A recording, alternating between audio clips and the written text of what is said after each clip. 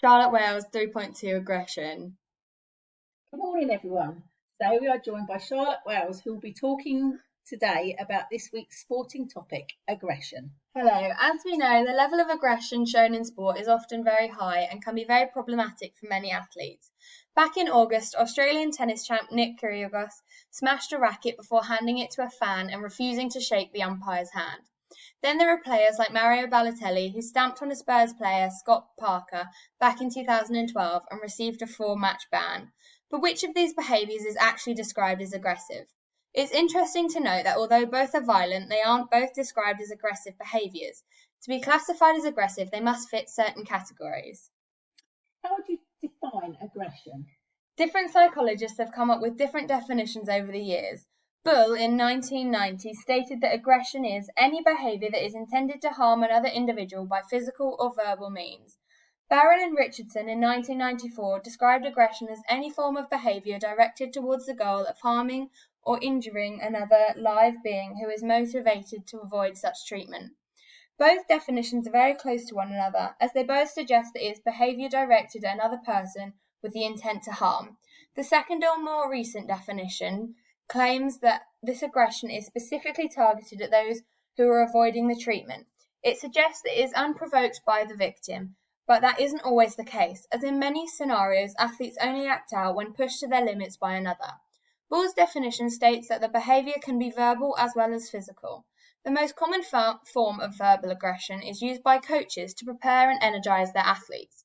This can sometimes have a negative effect on performance, however, and isn't helpful. To help define criteria, Gill, 1986, came up with 4 criteria that the situations had to fit. These were that it had to be seen as physical or verbal behaviour, cause harm or injury, be directed at another living being or organism, and it had to be intentional. This means that our example of a tennis player smashing a racket is not an aggressive behaviour, as it was not directed at a living being.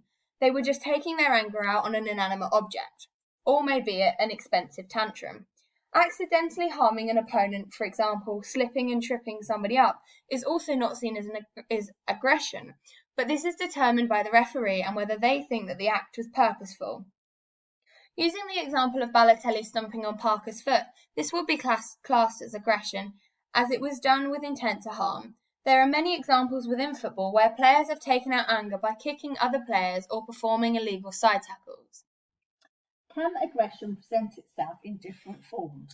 Yes, there are 2 main types of aggression, these being named by Silva 1983 as hostile and instrumental. Hostile aggression is defined by Todd, Thatcher and Rahman 2010 as harmful intent without the desire to achieve a competitive benefit. An athlete's motive for hostile aggression is to harm an opponent for their own benefit or satisfaction. They intend to cause pain and suffering. Those inflicting this hostile aggression find reinforcement to this behaviour in the pain and injuries they cause.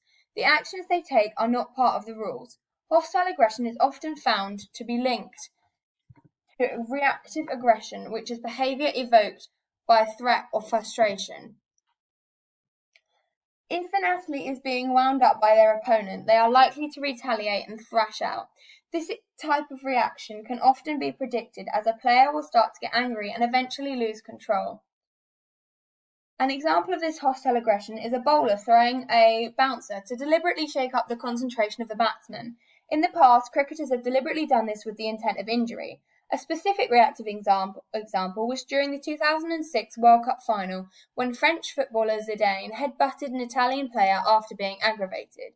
It is clearly not within the rules of the game or within gameplay. Punishments for behaviour like this varies, but it usually results in a certain amount of game bans. These aggressive players, if part of a team, can cause disruption and affect other players' performances. Instrumental aggression was defined by the same men that defined hostile aggression, by saying it holds focus on completing a competitive goal through harmful means. It is aggressive behaviour that is rewarded with success. The athlete does not set out to injure the opposition, they are merely wanting to win. That is the main difference between hostile and instrumental aggression. It is displaying aggressive behaviour in the pursuit of non-aggressive goals. It's premeditated, goal-orientated, has intent to harm and is not within the rules. An example of instrumental aggression is when rugby players use high tackles. Their aim is to stop the opposition and win their team back the ball, but in doing so they cause accidental harm. Boxing events also reward aggression in terms of victories in the ring or financial successes. If these forms of aggression are always seen as negative, then why do you hear so much about coaches telling their athletes to act aggressively? Is there a difference? Usually, when coaches tell athletes they want them to be aggressive, what they're actually implying is that they want them to be assertive. There's a big difference between being assertive and being aggressive, even though they sometimes may appear very similar.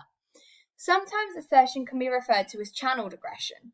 In 1994, Bredemir came up with a definition stating that assertive behaviour can improve performance, and it's where a player will play within the rules of the sport at a very high intensity, but will have no intention to harm an opponent. It is easily separated from aggression as the player has no intent to harm. It is within all the rules and it often includes legitimate forceful actions. Due to not involving attempts to harm another, assertiveness requires high levels of self-control from athletes to stop themselves from going overboard. Being assertive is having the ability of an athlete to make their presence known through physical or verbal approach.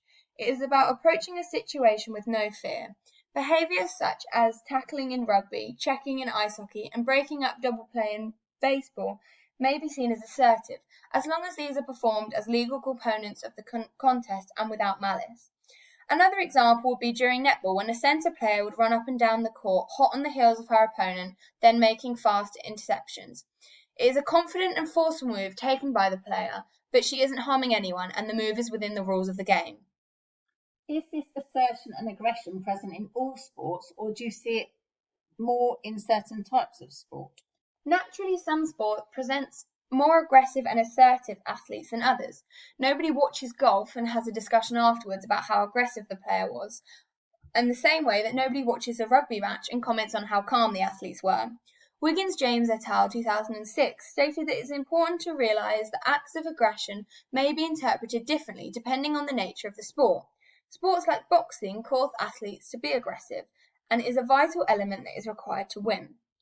This type of aggression is often referred to as sanctioned aggression, which is where athletes do have the intent to harm their opponent, but it is within the rules of the game.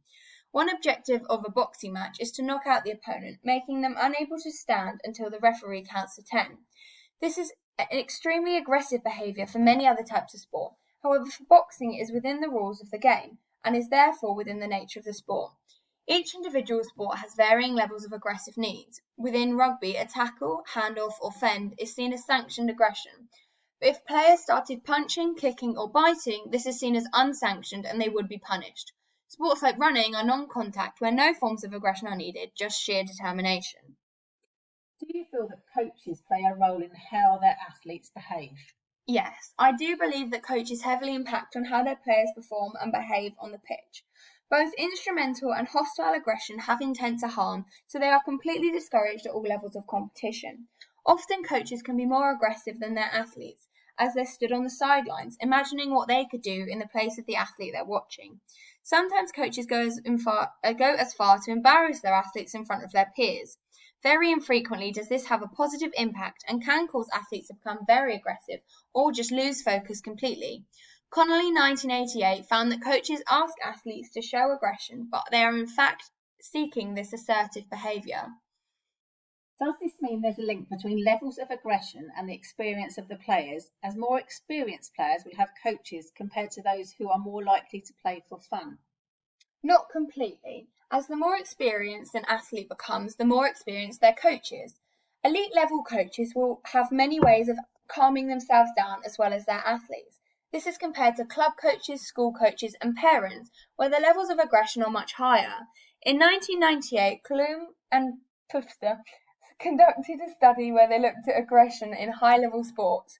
They found that experienced athletes used more instrumental aggression, which they used to their advantage, and that hostile aggression was less frequently used. Experienced athletes use self-control to help them with their aggression. They will have used instrumental aggression due to wanting to achieve a goal compared to being out to attack another player. Instrumental aggression, while not being good, often has the athlete's best intentions behind it because it is within their best interest to win the game. These experienced athletes will train frequently and know the sort of behaviour they have to put up with from others, and they will have been taught methods on how to deal with this sort of anger that can arise. Silver, 1979, said that assertion usually involved a heightened level of effort, which proves that when athletes are being assertive or aggressive, it is due to them putting in high amounts of effort in order to win or complete a goal that they've set out to do. Lange and Jabowski, 1976, have also found the lack of differentiation between aggression and assertion, as their study indicated that some people mistake assertiveness for rudeness or even aggression. Often results come down to the referee and how they saw the play and whether or not it was within the rules. Do you know what it is that causes these players to be so aggressive? There are so many varying reasons why these players might act out or act aggressively to their opponents. It also differs between each sport and each individual. These can be split into two main categories. It is either anger caused by the athletes, whether it be themselves or other athletes on the pitch, or it is caused by spectators of the sport, be it the coach or members of the crowd. Athletes' causes of aggression can be caused by the emotional intensity of the match, abuse by other players, frustration at poor performance, or losing the game or the nature of the game. It has been known for bowlers in cricket or baseball to get so frustrated that they bowl body balls just to hurt players, a trait hurt players. Sports like rugby often see tackles turn into excuses for players to punch one another, which gets broken up by other players on the pitch. These acts of violence and aggression can be made up by many factors that have overwhelmed a player. Anger caused by spectators can be due to overcrowding in the stadium, mob culture, peer pressure, and alcohol consumption. Members of the public have been known to run onto pitches and distract players and cause them to get angry. A very common form of spectator aggression is during football matches, when spectators join together to shout chants at the other team and to support their own teams. This often causes fans to become riled up and aggressive towards one another, if they don't like the other team's chants or if it's offending one of their players. Sometimes fan aggression can become very dangerous. For example, in 1993, tennis star Monica Seles won the quarter-final of the Australian Open. She was stabbed on the court by one of her rival's obsessed fans. She then didn't return to the sport competitively for 2 years after the incident. Obviously, this example is very extreme, but it just proves the lengths some fans are willing to go for their idols. There are also examples at NBA games where fights break out on the pitch and fans make their way to the floor to join in. It ends with food, drink, and even chairs being thrown at players. When athletes begin to fight back, they receive punishments banning them from playing. But is this fair when it's the fans who are instigating this type of behaviour and causing these players to defend themselves? I assume this means there are still disagreements between whether somebody has the right to be aggressive and whether it is prevented enough, but is there a reason why all this aggression appeared? Well, back in medieval times there was a type of football known as mob football, which is believed to be the ancestor for all codes of modern football. This sport was contested between two neighbouring towns with as many participants as could be on each side. The objective of the sport was to carry a ball to the end of the opponent's town. The only rule put in place was that murder and manslaughter were strictly prohibited. Besides that, contestants could use any means possible to move the ball towards their destination. It is believed that the levels of violence and aggression these men used to play mob football has been translated into sport in today's society.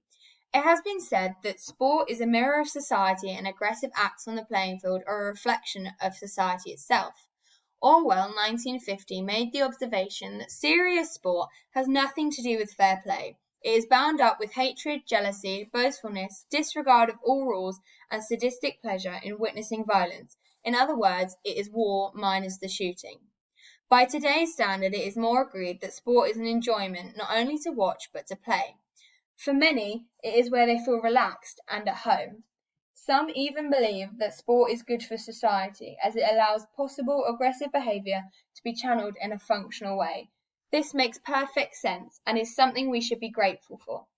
It is better for society to go round punching and fighting each other, or is it better for that pent-up aggression to be channeled into a game of football or a boxing session at the gym?